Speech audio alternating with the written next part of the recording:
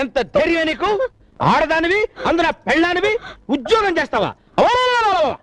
అసలు నీకు లత్కూర్ ఐడియా ఇచ్చిన థర్డ్ పార్టీ ఎవరు? ఎవరు ఎవరు? కొత్తగా మరి పక్కింట్లోకి ఎంట్రీ ఇచ్చిన బేబీయా? మరి పక్కనలో ఉన్న నీ ఫ్రెండ్సా? వాళ్ళు కాదు, వీళ్ళు కాదు. మరి ఎవరిచ్చారండి నీకు ఐడియా? నేనే ఆలోచించానండి. నువ్వు ఆలోచించావా?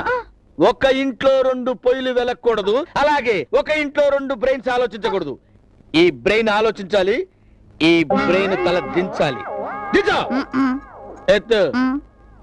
ఇదెన్ని? 2 2 ఇదెన్ని? 1 2 కలిపితే ఎంత? 3 నో 4.